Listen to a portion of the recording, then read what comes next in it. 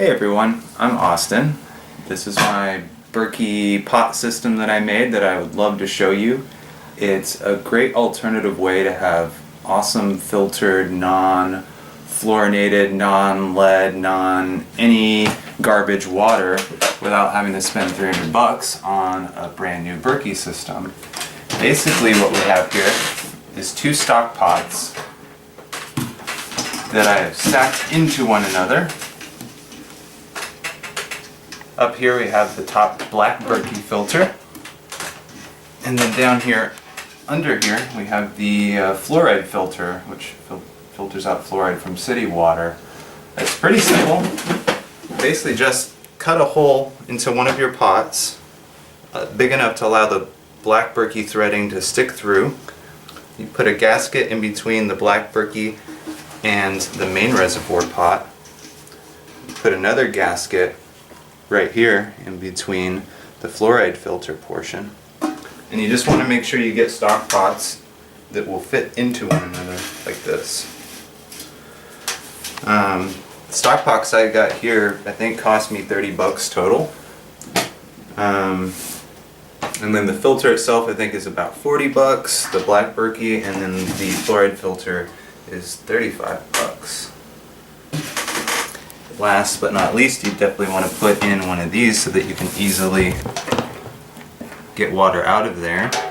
When you get a new filter in there, you can definitely filter this amount of water in about, I would say, 6 hours or so. Clean water. If you want it to go faster, you can just double up and put 2 filters in there, and that will double your speed on filtering. And those are just regular Berkey replacement filters, as if you owned a Berkey already. Correct, yeah. So most of the cost in a Berkey is just the fancy stainless steel exterior that you're paying for, but the filters themselves are pretty cheap, and at 3,000 gallons per black Berkey filter, that's going to last a while. Like, I've actually been using this one for 2 years. There was a period of time where I was tracking the usage, but it was just so minimal. After like a year and a half, I was only using like 600 gallons. Can you show us how to clean it? Definitely, that's what I actually have this out for. So you get a green 3M Brillo pad. What'll happen after you've used it for a while, maybe after, let's just say every 50 exchanges of water, this is going to get slower. It's only going to be doing like drips every other second or something like that. So what you can do is just take the green Brillo pad and basically just sand down a layer off of it, top to bottom, on all sides, and rinse it off when you're done. And you'll see it's actually getting a layer of the charcoal off there, and will allow it to filter a lot faster. Very cool. And the fluoride filter, does that require any maintenance? No maintenance. It is a shorter. I believe the fluoride filter is something like 2,000 gallons. Oh no, it's 1,500 gallons. So you do have to replace that more often than the black Berkey. But if you're going to be putting city water in here, this is definitely something you want to have on your system. Okay, I just wanted to give you a little more detail on how this system is put together. This is the black Berkey filter as it is. This is one that I've been using for a while.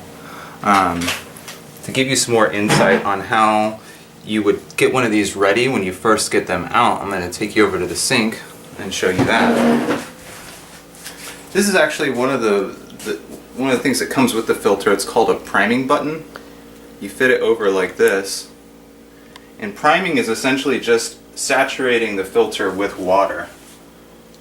So here we'll just be doing that, and you hold the button onto this so that it forces water to go into the filter, and that's just going to push water out the pores and kind of clear out any extra debris that otherwise would get in the way when you're trying to filter water in through it this way. When you're cleaning a Berkey filter every couple times and it's starting to get slower, you just take a Brillo pad under the water like this and wash it off, rinse it, reprime it to push out any of the dust, and then reinstall it.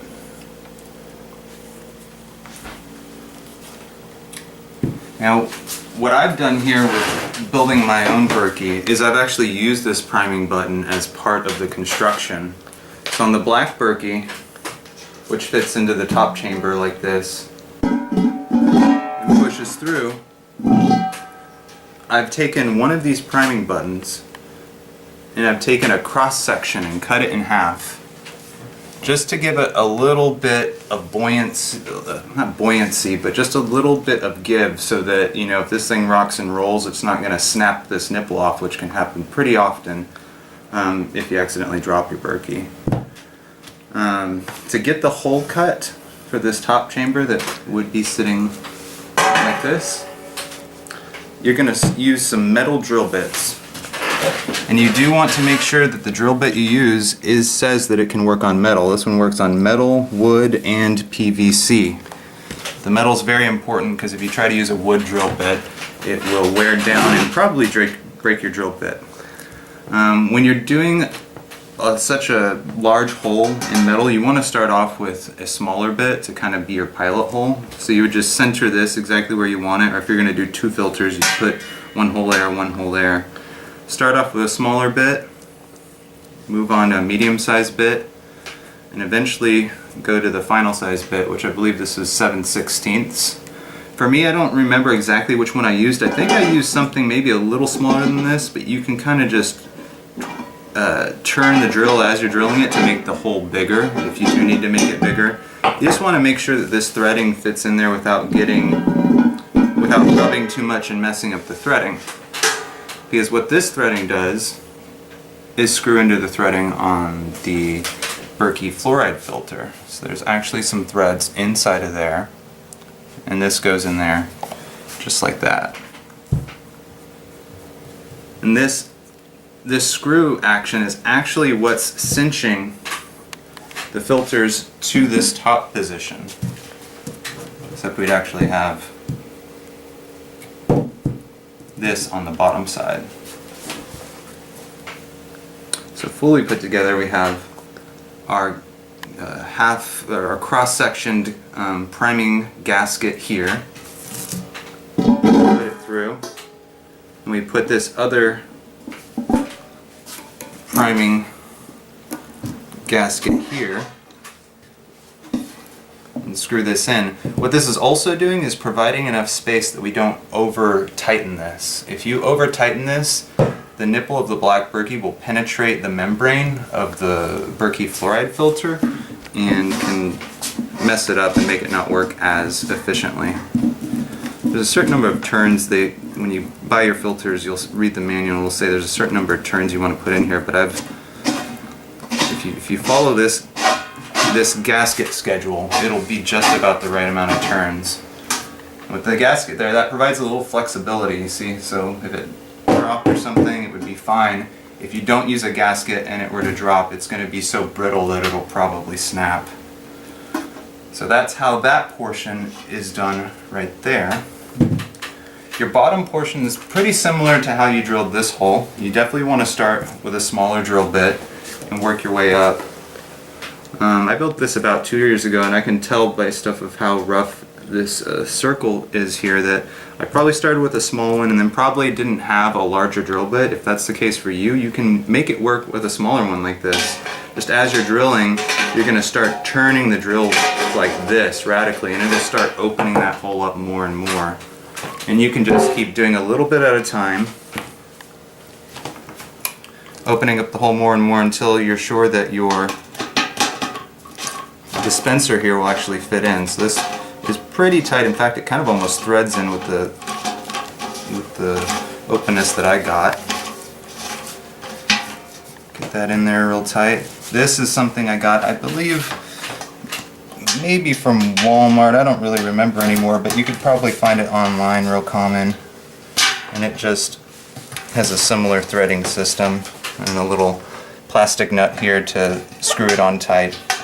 For a while I didn't even actually have this on because this was in my car and I didn't want this to break off, and I would just use this as a chamber that then I would dump into another container.